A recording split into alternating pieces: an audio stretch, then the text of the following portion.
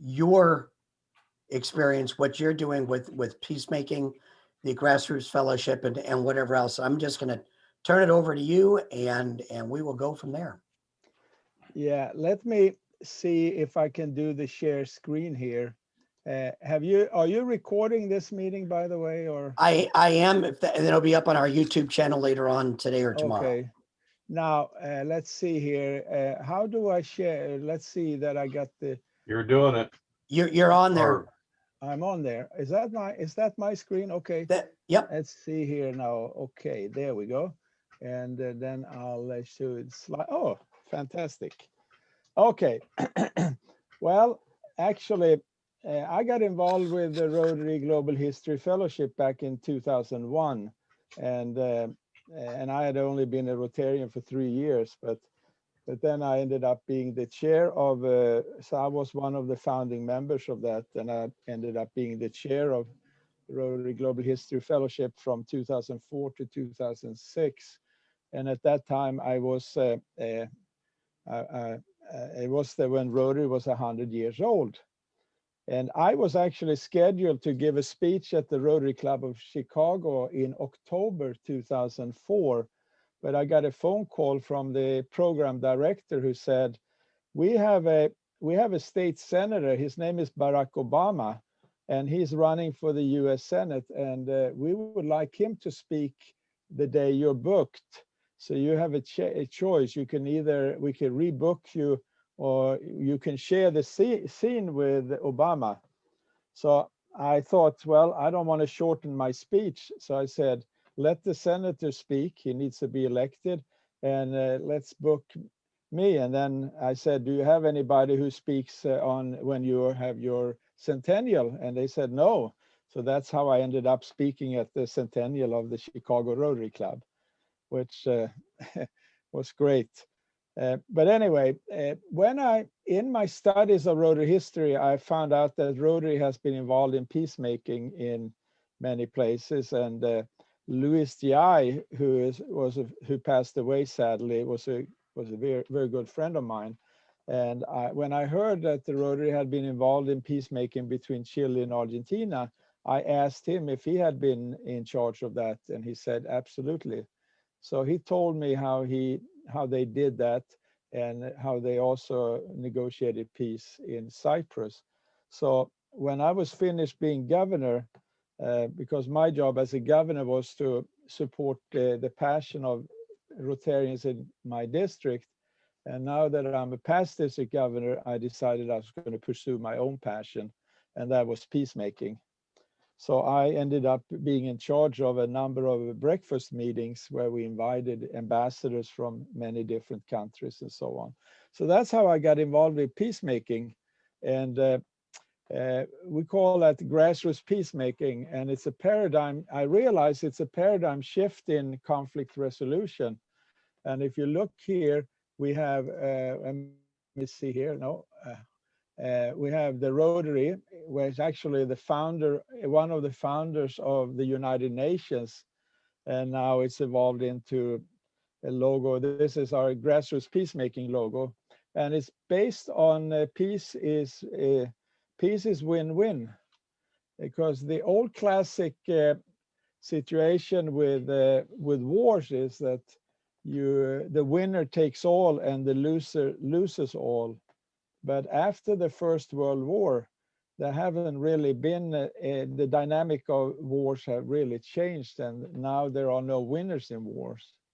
And in fact, everybody wins with peace, everybody loses with war. And once people realize that, then they really shouldn't have any interest in starting wars, because they all lose out, you know. And so wars have become lose-lose games. And for example, modern wars now are very expensive.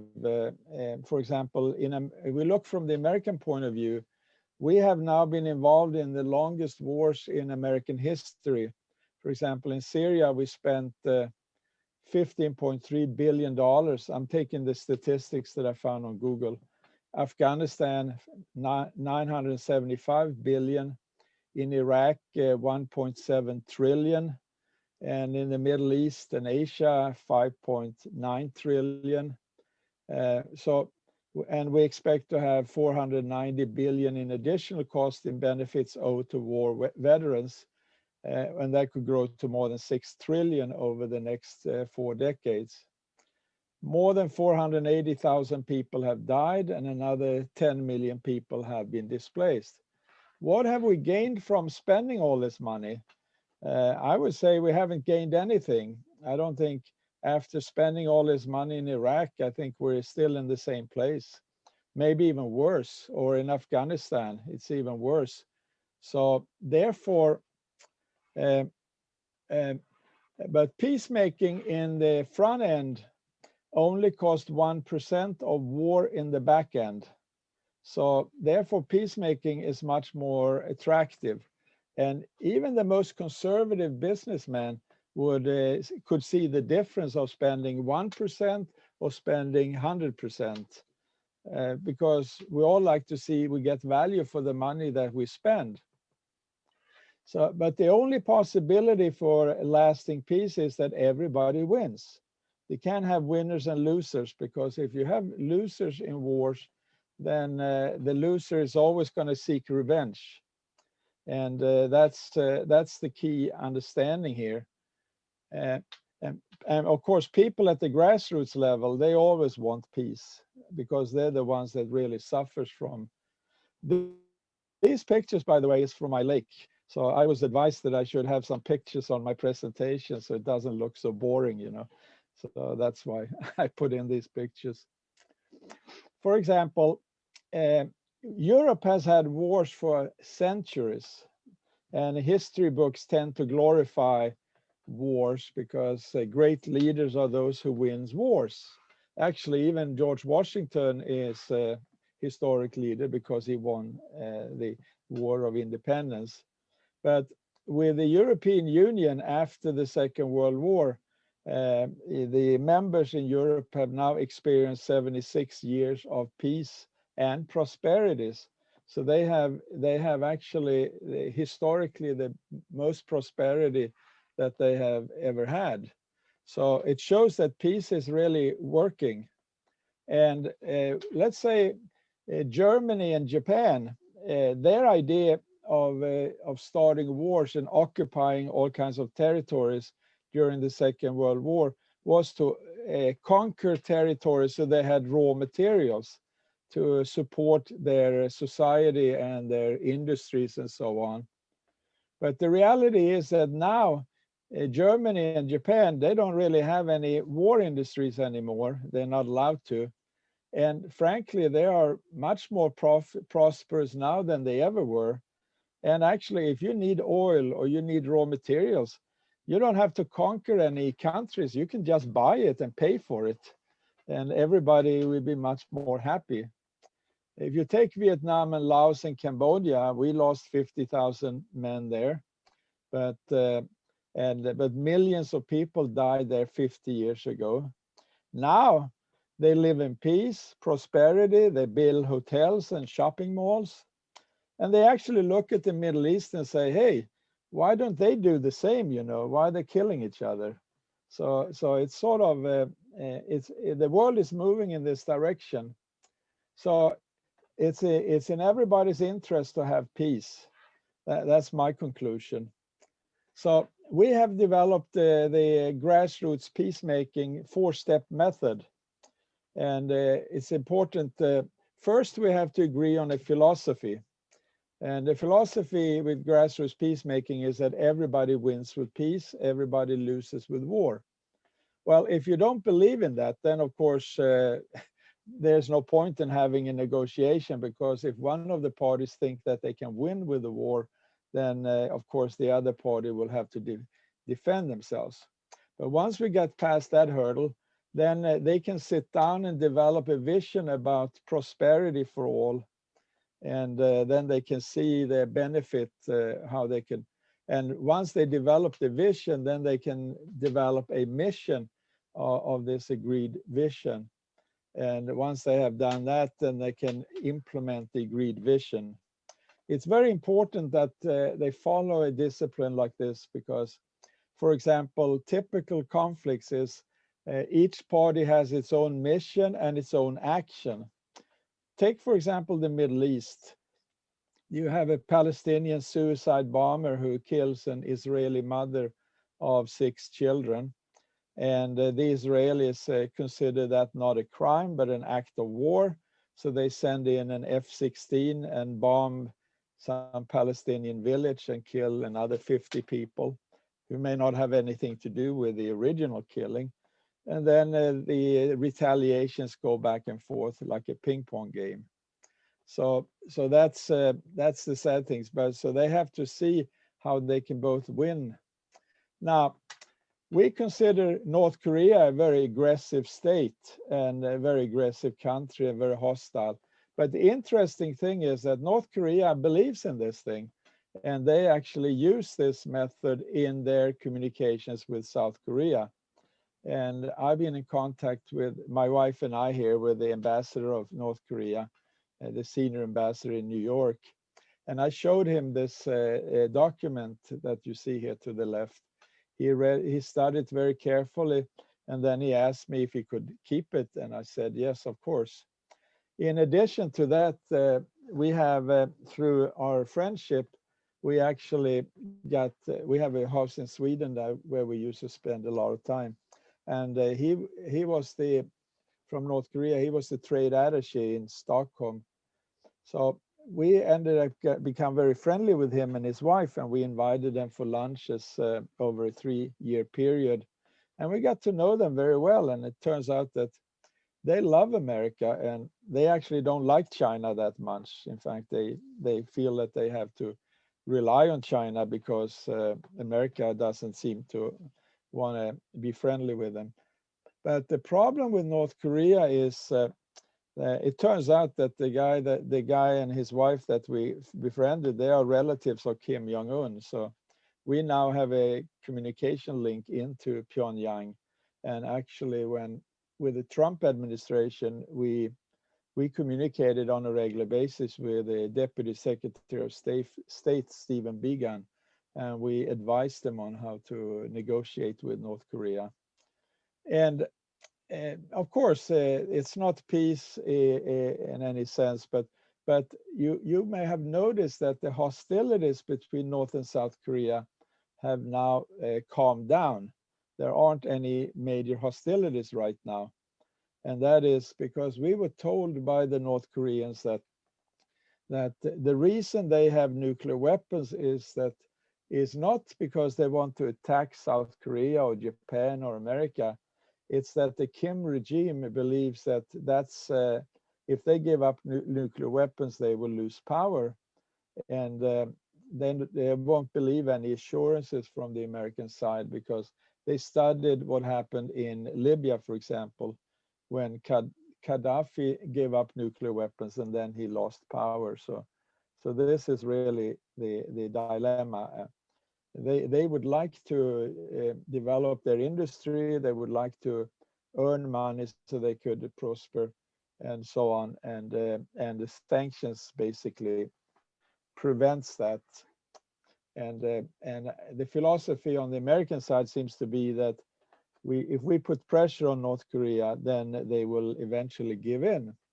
But we have tried that for 70 years and nothing has happened. So it seems to be that everybody, they seem to operate according to the logic that if we try the same thing for 70 years and we expect a different result. But the reality is, if somebody puts pressure on America, we're not going to give in either. So, the people are proud and they don't want to be pressured to do things. But if you give them incentives, then they will probably find that there will be much better result. Now, I don't sympathize with the regime in North Korea. I think their human rights records are horrendous. But the alternative here, let's say, for example, if we try to invade North Korea, then I believe millions of people will be killed, both in Seoul and in North Korea. So I don't think that's very attractive either. So if we could, if they could, they have declared, they have said themselves, if we get a chance to build up our industry, and then there could be a cheap manufacturing helping South Korea, they would eventually move in a more liberal direction. Of course, can you trust that? And the reality is that you give them a piece, a little bit, and see how they react. And if they move in that direction, then you can give them a little bit more. So here are pictures where we visited the North Korean embassy in mission in New York. And here's the Ambassador Ri, who is the ambassador for NGOs. And you see the pictures of Kim Il Sung and Kim Jong Il, and then we have also contacts we have good relationships with diplomats in South Korea. And for example, when they blew up this building in Kaesong, which is that was supposed to be a symbol for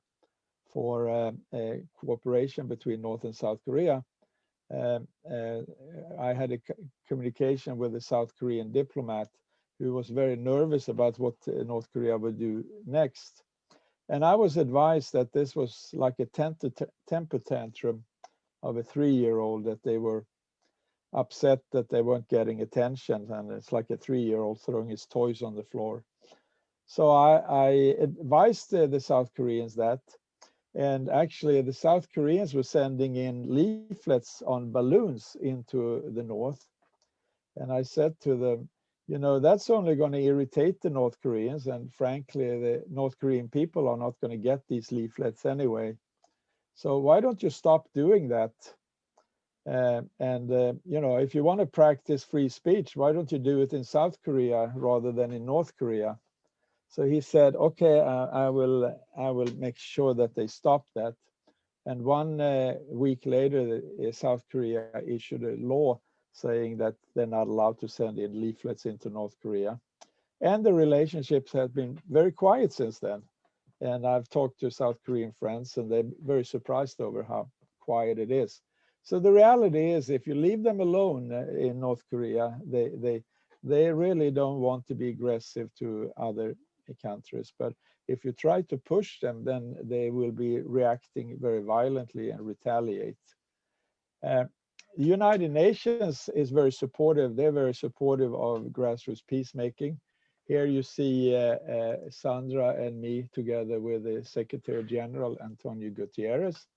And here I'm together with Ban Ki-moon, the former General Secretary. And this is Ron Burton, who was the president of Rotary International when I was governor. And here I'm giving a speech at the United Nations. And here I'm with Oscar Arias Sanchez, Sandra and I, who's a Nobel Peace Prize winner, and so on. And we also have the support of the Holy See. And the nuncio up till last year, Archbishop Åsa, came to our breakfast meeting on 2 occasions to give a speech, and he reports directly to the Pope. And here you can see, here we are at the breakfast meeting that we had across the street from the United Nations. And here you can see Åsa welcoming Sandra and me to their prayer meeting that they have every year before the UN opens up. The Islamic Republic of Iran, I'm sure, has a reputation for being a very aggressive. But the reality is that Iran has actually the ambassador of Iran in 2016 came to speak at our breakfast meeting. And he was very conciliatory and said that they would like to live in peace with America. And then now, 2020, we had the current ambassador, Ravanchi. And Ravanchi is a very interesting person because he was in the team that negotiated the nuclear deal with John Kerry. So he was assisting the Iranian foreign minister. And that meeting is posted on YouTube actually, so you can listen to that. And we had this meeting in, I think it was in May, and this was like shortly after America had killed one of their top militaries. And one would think that he would leash out against America, but he didn't actually. He basically said that Iran would like to have a peaceful relationship with America and other countries. And when the question of nuclear weapons came up, I asked him actually, does Iran really want to have nuclear weapons? And he said, absolutely not. And at the meeting, he said he was very happy with the meeting. I had promised him that I wouldn't post the video without his permission, but at the end of the meeting, he gave me permission to do it, so I posted it. And he also expressed that he would like to meet with me in person, which we're actually going to do very relatively soon, I think. We also had the Palestinian ambassador come to one of our breakfast meetings. He's been there twice. And of course, the situation in the Middle East between Israel and Palestine is very, very complicated. And here we are also with the deputy ambassador of Egypt. And here I tried to invite the Israeli ambassador, but he didn't. I haven't got any response. But I invited the Israeli journalist Benny Avni, and he said that Israel. There's a lot of things going on there, and I have stayed away from that conflict because I don't like to play four-dimensional chess, because they play very complicated games. And one of the things Benny said was that the Israeli Mossad works together with the Palestinian Secret Service, and they cooperate to protect the lives of Palestinian President Abbas. So I got the impression that this is like a bad marriage, the fundamentals are strong, but they fight all the time.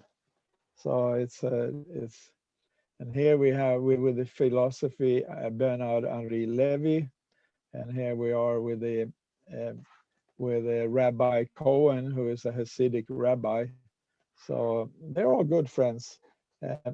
The Balkan is another area of conflict, and here we are with at the time the ambassador. Well, Kosovo doesn't have diplomatic relations. I mean, they have with America, but he was the consul. Was the consul general at the time in New York. Now she's back in Pristina being a minister. She's also Rotarian, by the way, and so we were.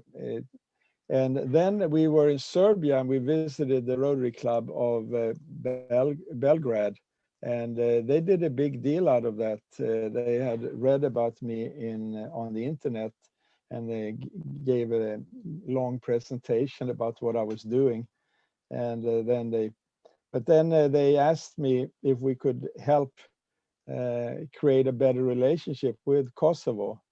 So we did.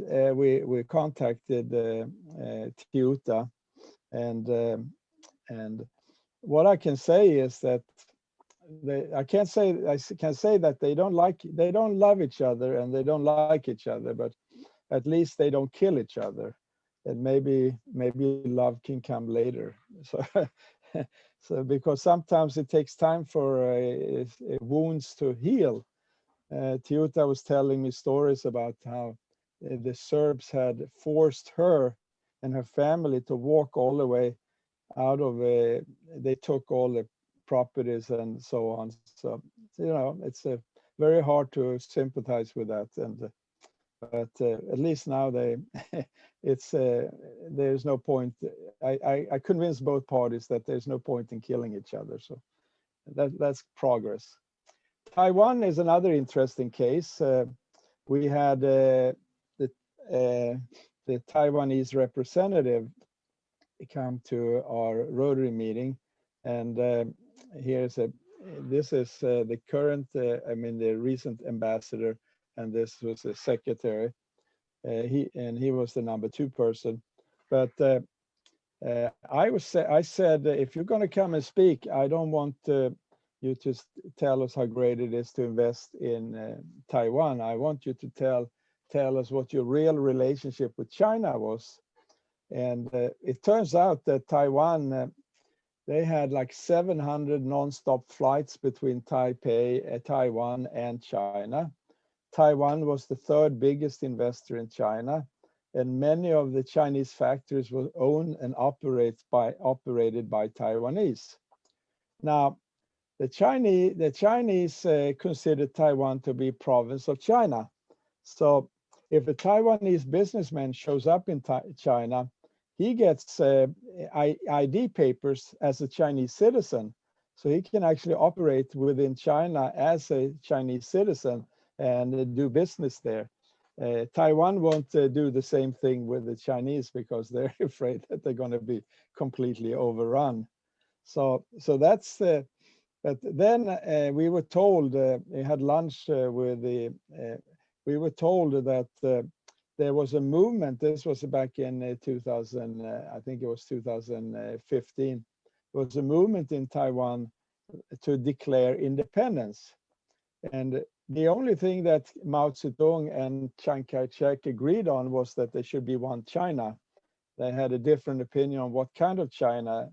So I said to them that Mao had said to Richard Nixon that we don't need to worry about Taiwan for the next 100 years. And I said you had about 75 years left of that. So, but if you declare independence, then the Chinese will be very upset, and maybe they may do something.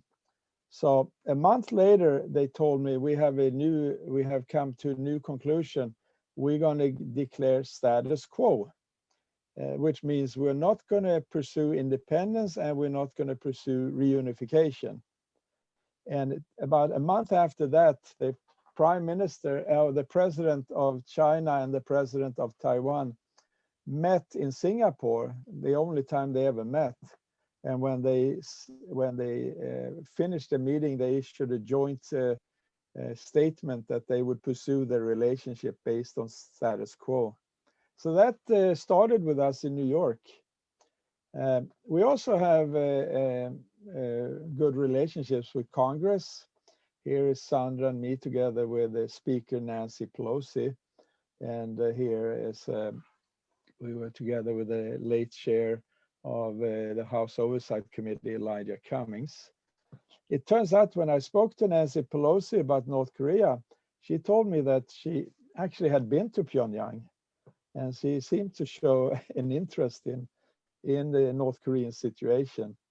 But of course, this was actually the night before they had their first impeachment of Donald Trump back in last year.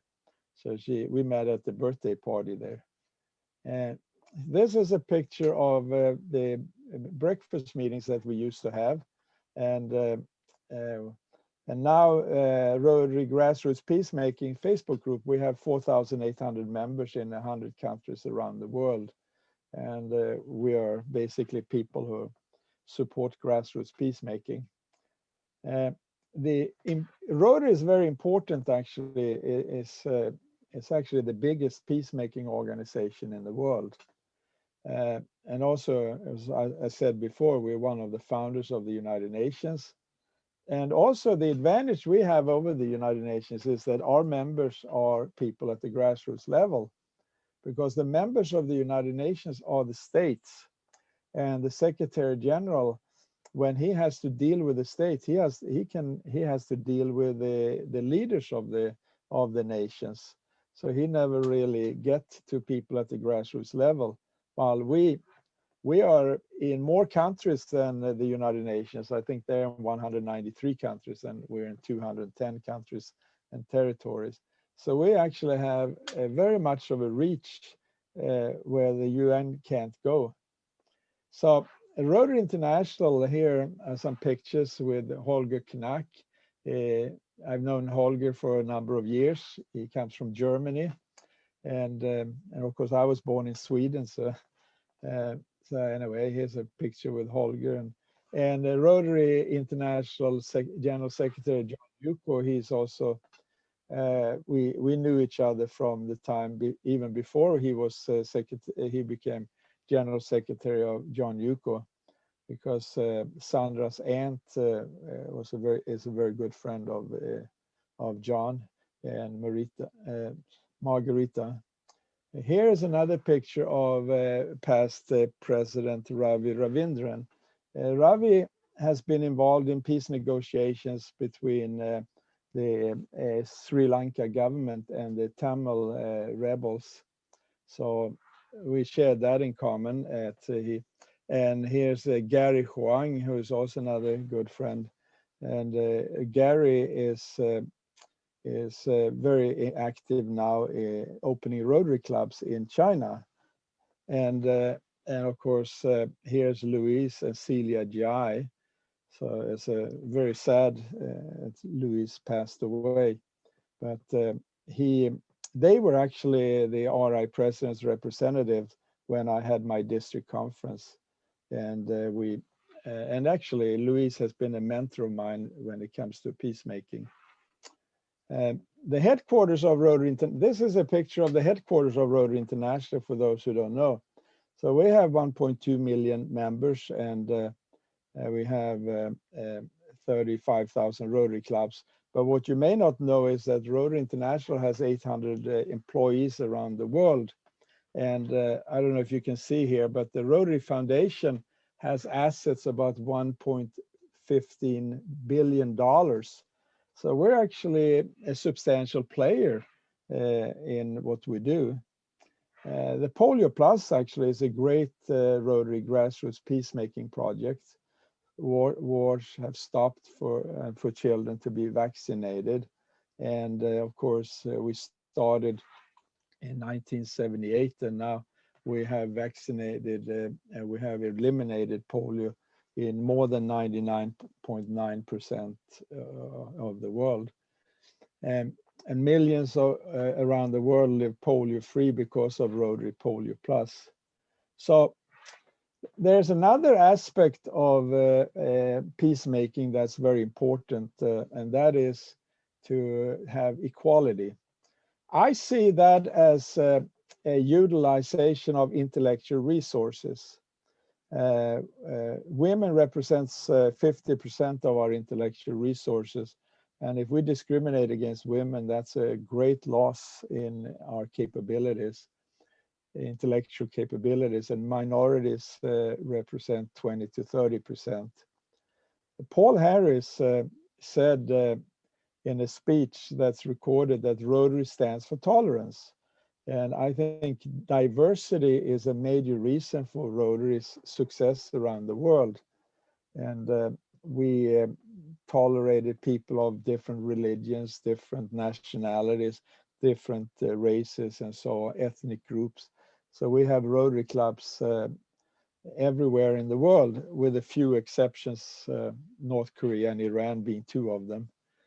So peace allows us to maximize our resources for good. So therefore, peace is win-win. And Winston Churchill said that America always gets it right after it tried everything wrong. Now that we tried everything wrong, I think it's now time to get it right. And grassroots peacemaking would be one avenue of doing that. So here's my wife in front of our lake that I can see outside my window. And so everybody wins with peace. And that's the end of my presentation. And I'll be happy to take questions.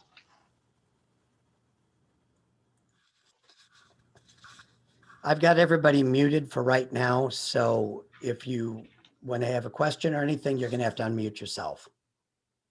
Yeah, you can ask me tough questions. What about the war industry, for example?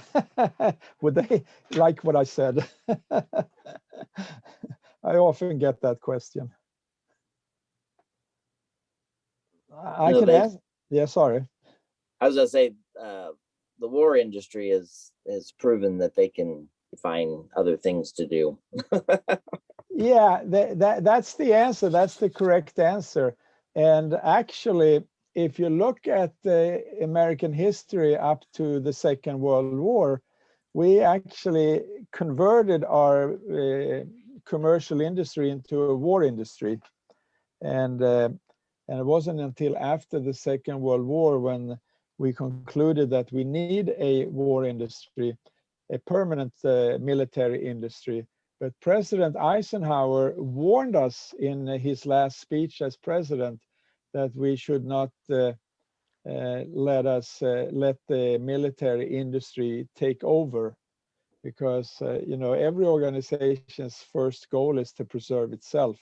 So that's but I think now during the pandemic, for example, when we were able to convert military industry into producing ventilators and so on, it shows that we should have a more flexibility there. So, and of course, I understand that every congressman would like to have a military industry in their district because it's good for employments and so on.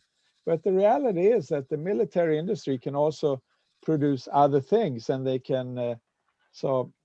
And I'm not against the military. In fact, I support a strong military because we need a strong military to police the peace. What I have a problem with is that it becomes a motivation in itself, that they believe that they have to produce planes, and sometimes the military, Pentagon, have to accept production that they don't really want because of political reasons. So I think we could use those resources to build better roads, provide a better infrastructure, and provide better education. This is Eric. Do you mind if I ask a question? No, go ahead. All right. By the way, I'm standing in front of a painting that comes from Kaesong, North Korea. Oh, wow. It's beautiful. It's beautiful. Since you talked about blowing up Kim Jong-un blowing up a building there. But I have a question about sort of people's short-term memories. And we think about this, of course, these days with trying to convince people to get vaccines. Whereas, 50 years ago, people were scrambling over each other to get a vaccine because they saw how terrible these diseases were. People forget. They think, well, it's not a problem anymore. And I think about that a little bit with the UN, with the EU, with countries that are starting to say, well, we don't really need these organizations. Why are we even part of them? And they kind of forget the endless warfare that you discussed, for example, in Europe, and how great it is just to have these forums for people just to get together and talk or yell at each other, for that matter, as opposed to everybody sort of hunkered down in their own castle, angry at each other and just fighting at a moment's notice. So what do you see as sort of the direction here for these types of organizations, UN, EU, and so forth, others? And what do we do to make people remember why these organizations exist? Well, I see a great future for the United Nations and so on. I can tell you a story. When Rotary celebrated its centennial, we had the Rotary convention in Chicago, and I was manning the booth of Rotary Global History Fellowship. And a lady came in, her name was Rubina Leach. She was a retired professor. And she said that she knew Paul Harris when she was a 12-year-old girl, because she grew up in northern Michigan, and Paul and Jean went up there every summer to avoid the heat in Chicago. And her father had invited them for dinners, and Paul always tried to convince her father to join Rotary. He wasn't successful, but she said, little did he know that he convinced me. So in 1990, Rubina joined Rotary when they allowed women. So I asked Rubina if she had any conversations with Paul, and she said yes. This was now in 1942. She asked him, what do you think of the war that's going on?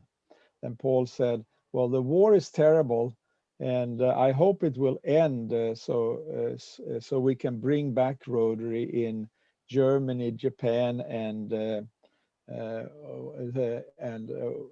Italy. And then we must do something to make sure this doesn't happen again. And shortly thereafter, a group of Rotarians got together in London. Many of them were exiled ministers, and they formed a committee that later became UNESCO. And I think that was in 1942 or 43. And a couple of years later, in 1945, when Rotary had its charter meeting in San Francisco, there was no United Nations at the time. So Rotarians organized that, and they volunteered, and they facilitated it. And the State Department, with the Secretary of State, Edward Stettinius Jr., asked Rotary International to provide a preamble for the statutes of the United Nations. And he wrote a very nice thank you letter to that effect. So Rotary has really paid, and there is a radio interview by Paul Harris about 6 months before he passed away. It was done in 1946. Paul died I think in February 1947. And he said, everybody, well, remembering what happened to the League of Nations, which didn't survive. So he said, well, the United Nations is based on the same principles of tolerance that we have in Rotary, and give them half a chance and they may be successful. And that was in 1946. So I'm not sure that many people really thought that the United Nations were going to survive at the time. And now I think we take the United Nations for granted, even though there's a lot of complaints and so on. But the reality is that the territory I was an affiliate of the United Nations for 10 years because my company installed a Chinese word processing system. So we had an office there. And what I've learned with the United Nations is that it's an international territory, and you can have diplomats from North Korea and America have a cup of coffee in the cafeteria, or America and Iran, and informally talk about things. So you can have enemies, diplomats between enemies. And I think a lot of conflicts have been avoided because of that.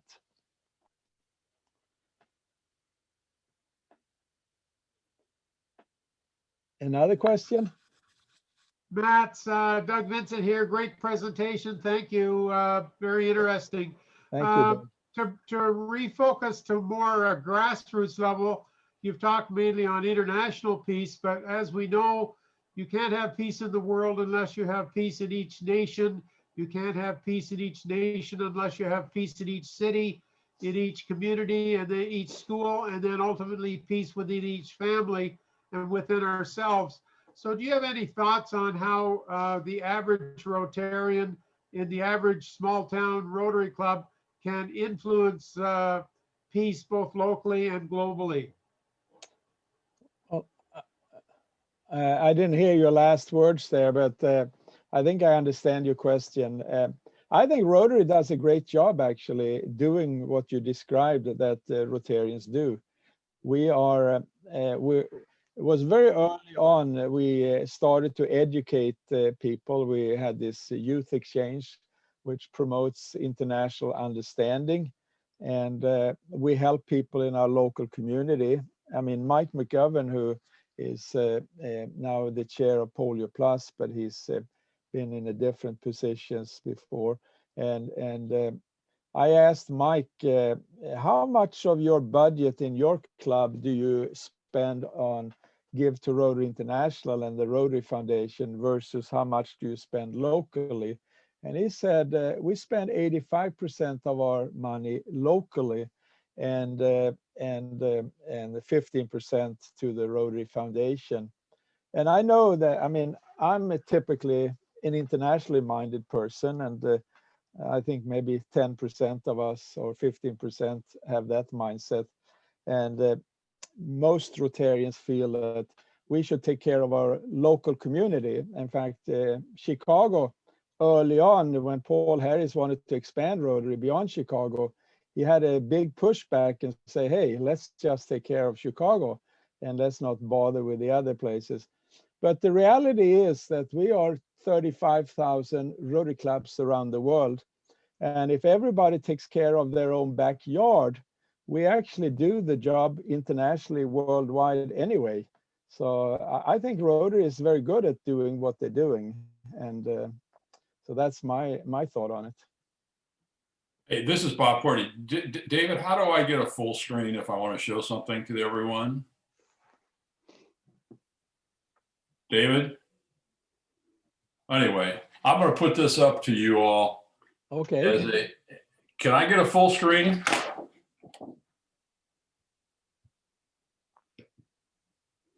Anyway, I want to show this picture to you people. You talk about peace and things. This is a collage. Okay.